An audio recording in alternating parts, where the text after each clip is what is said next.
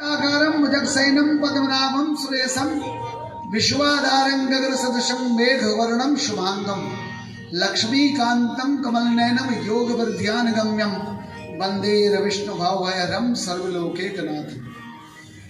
इसका मतलब है शांत है जिनका आकार, जो भुजंग के ऊपर यानी कि शेषनागिरी के ऊपर सोए हैं।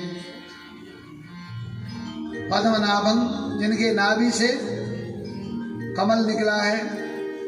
सुरेशम जो देवताओं के राजा हैं। विश्वाधारम जो विश्व के आधार है।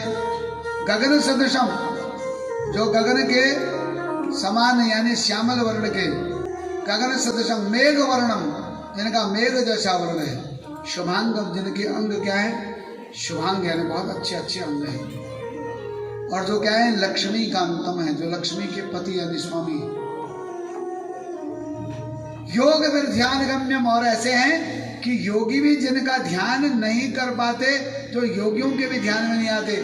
वंदे विष्णुम भवहरम सर्वलोकैकनाथम, ऐसे भगवान नारायण का मैं स्तवन करता हूँ जो संसार के भाव भय को मुक्त कर देते। ये तो है इसका शाब्दिक अर्थ।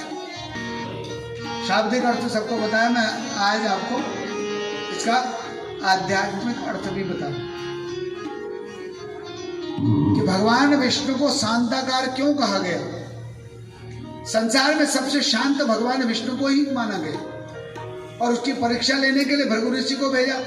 ब्रह्मा जी भी क्रोधित हो गए और भगवान शिव भी, परंतु नारायण के वक्ष स्थल में जब उन्होंने छाती में जब पैर मारा भृगु ऋषि ने, तो भगवान नारायण ने उनके चरण को अपने बाएं हाथ में रखा और दाएं हाथ से सहलाने लगे। बोले, हे ऋषिवर, आपके पैर में शायद चोट लग गई हो। बोले, प्रभु क्या कह रहे हो, मैंने आपका अपमान नहीं। बोला, कोई अपमान नहीं, क्योंकि चाहे पत्थर पैर के ऊपर गिरे, पैर को पटका जाए, चोट पैर को ही लगनी है। मेरा शरीर वज्रमय है और आपने अगर इस पे मारा है, आपको चोट लगी होगी, लाओ सहला। चरण पकड़ दिए भगवान ने के उन्होंने। बोले, प्रभु तुमसे शांत कोई। हालांकि भगवान नारायण ने उन्हें और भी उनके चरण पकड़ पैर चरण सहलाए, परंतु लक्ष्मी जी ने उन्हें श्राप दे दिया कि ब्राह्मण देवता, तुमने मेरे पति के वक्ष स्थल पर पैर मारा है, जाओ, तुम्हारे पास मैं कभी नहीं आऊंगी। तब भृगु ऋषि ने उस समय एक नए ग्रंथ का प्रतिपादन किया, भृगु संहिता, ज्योतिष का प्रतिपादन किया। कहा कि माँ, मैं तो एग्जामिनर हूँ, एग्जामिनर कैसे यमदान लेता वो उसके हाथ में है। आप मुझे श्राप दे रही हैं, परंतु मैं एक ऐसा धर्म ग्रंथ लिखूंगा, ऐसा पुस्तक लिखूंगा, ऐसा ज्ञान प्रतिपादित करूंगा, जिस ब्राह्मण के पास एक पन्ना भी इसका होगा ना, तो उसके पास तुमको स्वयं जाना पड़ेगा। और हकीकत बात है, जो ब्राह्मण हकीकत में भागवत कथा को जानता हो, जो ब्राह्मण हकीकत में ज्योतिष को जानता हो, वो ब्राह्मण अच्छा खासा धनवान होता है। लक्ष्मी की उसके बाद कभी कमी नहीं होती। अब उसके अलावा शांताकारम देखिए, इस श्लोक में कितना बड़ी बात कही गई है। ये तो मैंने शाब्दिक अर्थ बताया, इसमें मैं महत्वपूर्ण बात बता रहा हूं, क्यों है भगवान शांताकारम। जब आपने देखा होगा, आपके सामने से अगर सांप सरक जाए तो आदमी सिहर जाता है, वो जाए ना, डर लगती है नहीं लगती है? सर्प से डर नहीं लगती, मृत्यु से डर लगती। यानी कि एक छोटे से सांप, 1 फुट के सांप के जाने में हमारी के सबसे बड़े सांप के ऊपर लेटे हैं, और वो भी सांप 1 फन वाला नहीं, 7 फन वाला है, ऊपर से फुकार मारते रहता है, फिर भी शांत लेटे हैं। शांताकारम भुजगशयनम पद्मनाभम। अब क्या, अगर हमारे शरीर से एक छोटी सी फुंसी निकल जाए ना बाहर को, तो आदमी टेंशन में आ जाता है, फुंसी पर ही ध्यान रहता है। पूरा पेट को फाड़ करके नाभि से कमल निकल गया, जिसमें ब्रह्मा जी प्रकट हुए, वो फिर भी शांत है।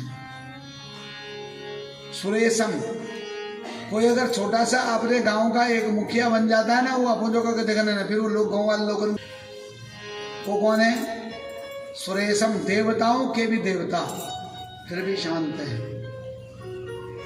विश्वाधारम, एक आदमी की कैपेबिलिटी है कि वो 30 किलो उठा सकता है, उसके सर के ऊपर अगर 40 रख दिया ना, तो बेचारा 50 उठाने की कैपेसिटी हो और 40 रख दिया जाए तो आदमी चिल्ला जाता। वो उन्होंने पूरे ब्रह्मांड को अपने ऊपर रखा है, तर्जनी के ऊपर, और चारों तरफ सुदर्शन उसके घूम रहे हैं।